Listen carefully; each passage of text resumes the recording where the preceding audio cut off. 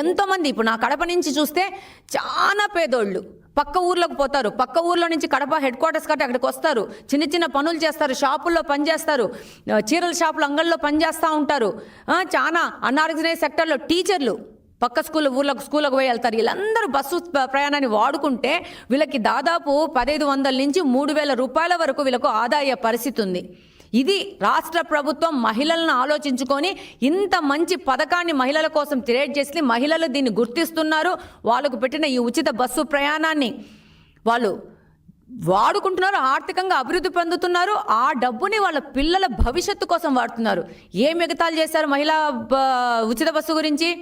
ఈ బస్సులో లేదు, ఆ బస్సులో లేదు. మహిళలు ఊరికే ట్రిప్పులు చేస్తున్నారు, విహారయాత్రలు చేస్తున్నారు. ఏం మహిళలు విహారయాత్రలు చేయకూడదా? వాళ్ళకు ఖాళీగా ఉన్న సమయంలో ఆహ్లాదకరంగా వాళ్ళకున్న మెంటల్ టెన్షన్ తగ్గించుకోవడానికి వాళ్ళు కూడా పోయి సోషలైజ్ అవ్వాల్సిన అవసరం ఉంది. డెఫినెట్గా ప్రతి ఒక్క చోటికి మహిళలు పోవాలా, ఉచిత బస్సు వాడుకోవాలా. ఈ యొక్క పథకాన్ని పర్ఫెక్ట్గా వాడుకొని మహిళలు ఈ యొక్క ఉచిత బస్సు పథకాన్ని విజయవంతం చేస్తున్నారు. దీన్ని ఎవరు విమర్శించకపోయినా కూడా రేపు ఏ పార్టీ అయినా కానీ ఉచిత బస్సు పథకాన్ని తెలుగుదేశం పార్టీ స్ఫూర్తితో ఫాలో కావాల్సిందే. మహిళలు ఉచిత బస్సులో భవిష్యత్తులో కూడా ప్రయాణం చేస్తారని తెలియజేసుకుంటా ఉన్నాను. అలాగే తల్లికి వందనం పథకం కింద దాదాపు 43 లక్షల తల్లుల ఖాతాల్లోకి దాదాపు 8,000 పైచిలకు కోట్ల రూపాయలు పెట్టింది. దాంతోపాటు పుట్టిన ప్రతి బిడ్డకు తల్లికి వందనం ఇచ్చింది కూటమి ప్రభుత్వం. ఈ తల్లికి వందనంలో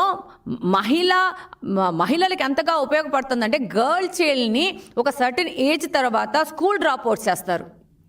ఆ అవకాశం లేకోకుండా తల్లికి వందనం పథకం ద్వారా ఈ తల్లి అకౌంట్లో ఈ డబ్బు పడితే అరే నా పిల్లకి చదివించుకోవడానికి నాకు ఆర్థికంగా ఏం భారం లేదు, ఆడపిల్లైనా పర్లేదు, నా కూతురు కూడా చదవాలా అని చెప్పేసి స్కూల్కి మనోనిబ్బరంతో వాళ్ళు పంపిస్తూ ఉన్నారు తల్లులు. చక్కగా స్కూల్లో కూడా ఆడపిల్లల యొక్క చదువుకుంటే రేషియో పెరుగుతూ వస్తూ ఉంది.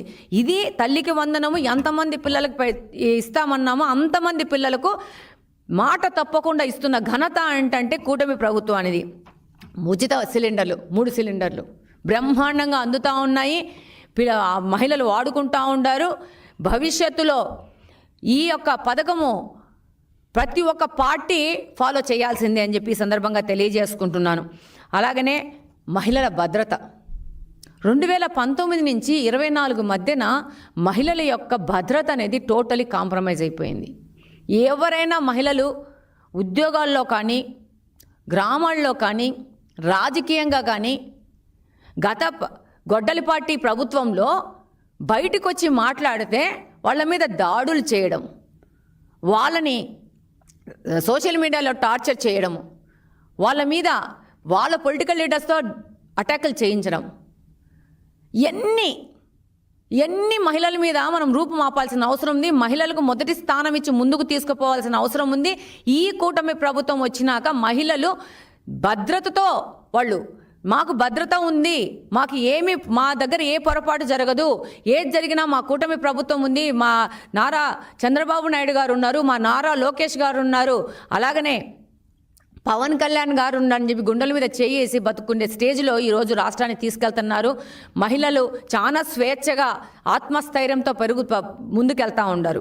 ఈరోజు చూస్తే నేను కూడా ఈ యొక్క గొడ్డలిపాటి విక్టిమ్నే.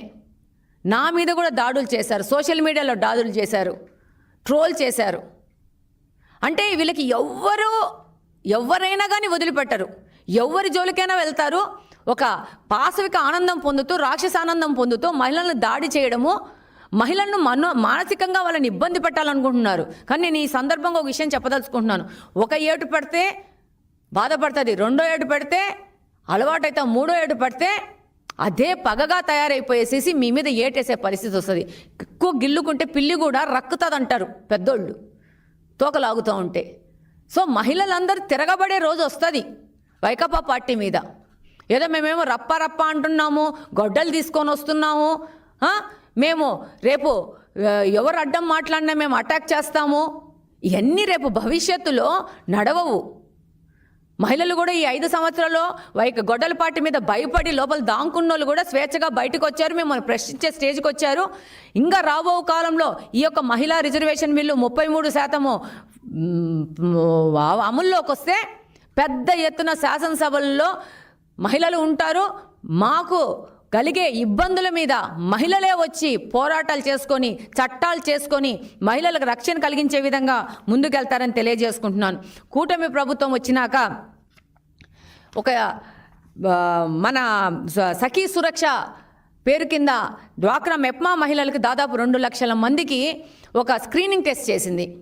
ఈ స్క్రీనింగ్లో వేల మంది మహిళలకి చిన్న చిన్న జబ్బులు ఉన్నట్టు వచ్చింది. ఒక 1100 మందికి క్యాన్సర్ 4th స్టేజ్లో ఉన్నట్టు వచ్చింది. ఎంత బాధాకరము! పేద మహిళలు, పేద కుటుంబాలు, వాళ్ళకి కనీసము వాళ్ళు రెగ్యులర్ చెకప్కి వెళ్ళే పరిస్థితిలో కూడా లేని పరిస్థితిలో ఉన్నారు కుటుంబాల్లో మహిళలు. ఒక్కసారి మహిళ ఆరోగ్యం పాడైపోతే కుటుంబం మొత్తం ఆరోగ్యం పాడైపోతుంది, పిల్లల భవిష్యత్తు పాడైపోతుంది, ఒక కుటుంబం మొత్తం కొలాప్స్ అయ్యే పరిస్థితి వస్తుంది. ఈ పరిస్థితి నుంచి మహిళలను బయటికి తీసుకురావాలనే ఉద్దేశంతోనే ఈరోజు కూటమి ప్రభుత్వము ఈ సఖీ సురక్ష కింద కంటిన్యూస్గా మెప్మాలోని ఆడవాళ్ళకి స్క్రీనింగ్ చేస్తూ వాళ్ళ యొక్క ఉన్న అనారోగ్య సమస్యలను తొందరగా గుర్తించుకొని వాళ్ళకు సరైన ట్రీట్మెంట్ ఇస్తే వాళ్ళ కుటుంబాలను కాపాడితే, ఒక్క మహిళను కాపాడితే, ఒక్క మహిళను ఆర్థికంగా తీసుకొని వస్తే ఒక కుటుంబము అంటే దాదాపు 5-6 మందిని ప్రభుత్వము కాపాడి వాళ్ళకు ఆర్థిక భరోసా ఇస్తూ వాళ్ళ భవిష్యత్తును నిర్మించినట్టయితుంది. అందుకే నారా చంద్రబాబు నాయుడు గారు మహిళకు ఇంత ప్రాధాన్యత ఇస్తున్నారు. తెలుగుదేశం పార్టీ మహిళకి ఇంత భరోసా ఇస్తూ మహిళా రక్షణే మొదటి అజెండాగా ముందుకు తీసుకొని పోతూ ఉన్నారు. ఈరోజు ఇలాంటి పరిస్థితుల్లో మహిళల మీద జరుగుతున్న ఇలాంటి పరిస్థితుల్లో ఈరోజు రిజర్వేషన్ అనేది, సంక్షేమం అనేది ఒక భిక్షనో లేకపోతే ఒక ప్రోత్సాహమో కాదు. ఈరోజు మహిళా బిల్ అనేది మహిళల యొక్క హక్కు. కొన్ని సంవత్సరాల నుంచి, 10 సంవత్సరాల నుంచి మహిళా బిల్లు కోసం పోరాడుతూ ఉన్నాము. రాజకీయ పార్టీలు వాళ్ళ యొక్క స్వార్థం కోసము, వాళ్ళ యొక్క రాజకీయ స్ట్రాటజీస్ కోసము ఈరోజు మహిళా బిల్లును వెనక్కి తోస్తూనే ఉన్నారు. ఇక భవిష్యత్తులో 2029 వచ్చేసరికి ఈ పరిస్థితి భారతదేశంలోని రాజకీయ పార్టీలకి తెలుగుదేశం పార్టీ తీసేసింది. వాళ్ళు కంపల్సరీ 33% రిజర్వేషన్ ఇస్తూ ముందుకు పోవాల్సిన గడ్డు పరిస్థితి. అది ఎంత నేషనల్ పార్టీ అయినా, ఎంత ప్రాంతీయ పార్టీ అయినా ఈరోజు పోవాల్సిన పరిస్థితి ఉంది. డెఫినెట్గా రాబో కాలం 33% రిజర్వేషన్ చట్టం అయినా కాకున్నా రాజకీయ పార్టీలు ముందుకు పోతారు. కాబట్టి దగ్గరలోనే ఇది చట్టం అయ్యే పరిస్థితి ఉంది భారతదేశంలో. దగ్గరనే చాలా తొందరనే 29 ఎలక్షన్ కంటే ముందే చట్టం చేసి పోయే పరిస్థితి రాజకీయ పార్టీలకి తెలుగుదేశం పార్టీ కల్పించింది, దిశానిర్దేశం చేసింది.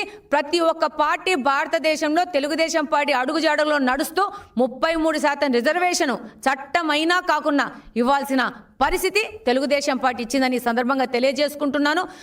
ఈ యొక్క మహానాడులో ఈ విధంగా మహిళలకు 33% రిజర్వేషన్ను ప్రకటిస్తూ నిర్ణయం తీసుకున్నందుకు తెలుగుదేశం పార్టీ జాతీయ అధ్యక్షులు నారా చంద్రబాబు నాయుడు గారికి, అలాగనే వర్కింగ్ ప్రెసిడెంట్ నారా లోకేష్ గారికి ధన్యవాదాలు తెలియజేసుకుంటున్నాం. మహిళల తరపు నుంచి రాబో కాలంలో చారిత్రాత్మకమైన మార్పులు రాజకీయ పరంగా జరుగుతాయని చెప్పేసి మనస్ఫూర్తిగా నమ్ముతూ థ్యాంక్ యూ వెరీ మచ్.